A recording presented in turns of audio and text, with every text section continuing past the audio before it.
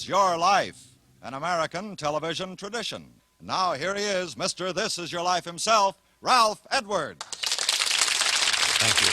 Hello, everybody. Now listen to the voice inside this rehearsal studio. Listen. Such cheap dear, and it shows them pearly white, just a jackknife. Yes, it's perhaps the most electrifying young entertainer in America today. Now, he thinks he's making a videotape for the March of Dimes. He and all of us will be supporting the March of Dimes, of course, when it comes along. But right now, let's walk in on this sensational new young star singing the song that for weeks on end topped the list as the #1 record in the nation. Come on. Fancy gloves, though, wears old Maggie Heath, baby. So there's never a trace of red. Excuse me, Bobby Darin, for breaking in on your terrific record hit, Mac the Knife. But we have you on television coast to coast this minute. My name's Ralph Edwards, and Bobby Darin, great rhythm singer whose records have captured grown-up America and made you an idol of the teenagers too sneaky. Tonight. This is your life.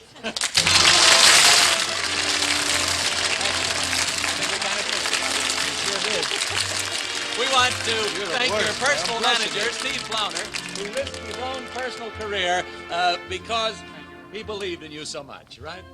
The first time I ever saw Bobby, I believed in him. And he's just starting to fulfill the promise.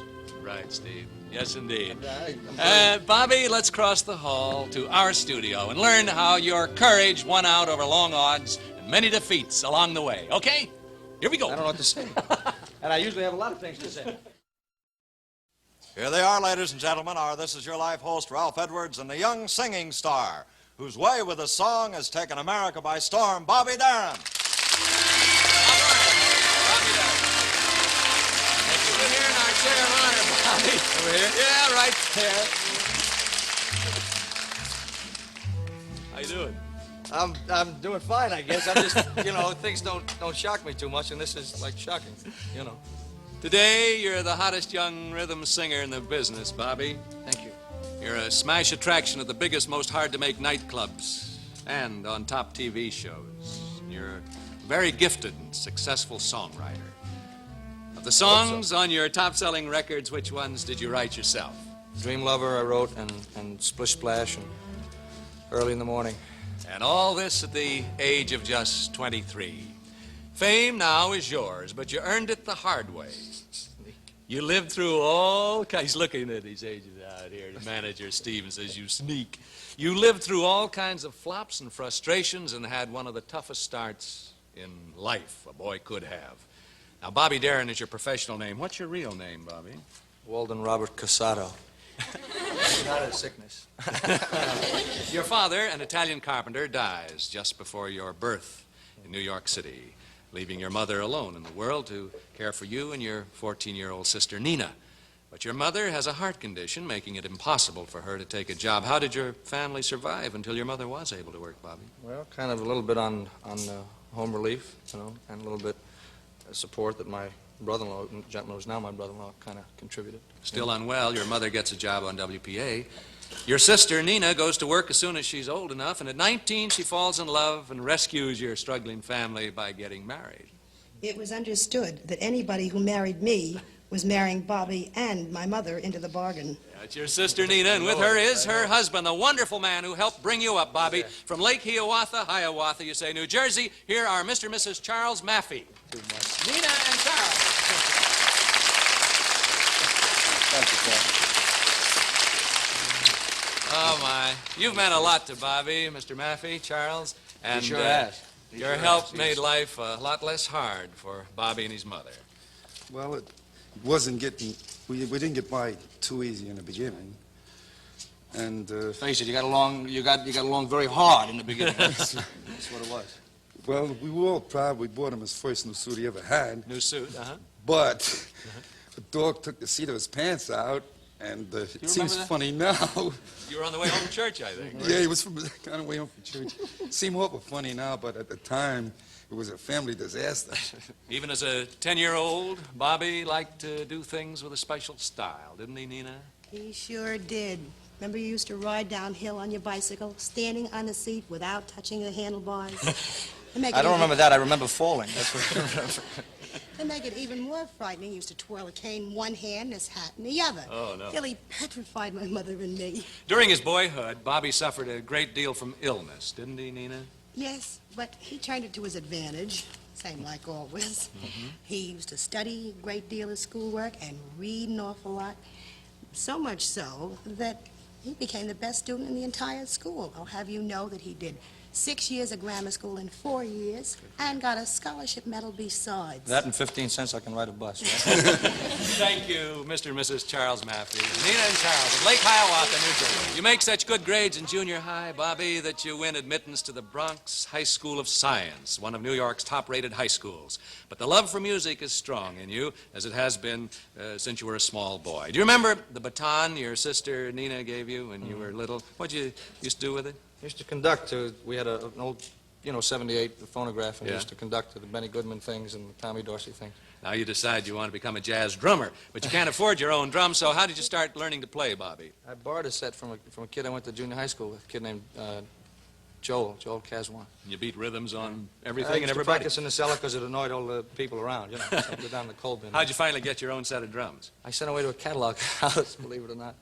And it was a kind of a compact unit set, that wasn't too expensive. I worked for it. And The money, I mean, you got it in a dry cleaning. Oh, yeah, I worked after hours. Uh-huh. And with that purchase, you take your first step toward an undreamed-of future. Without any lessons, Bobby taught himself to play the drums so well that we chose him to play in our little high school dance band. Boys are your best pal in your high school days. The first time he ever said I played well. He's now your accompanist and conductor here from Brooklyn, New York, is Richard Behrke. Here's Dick.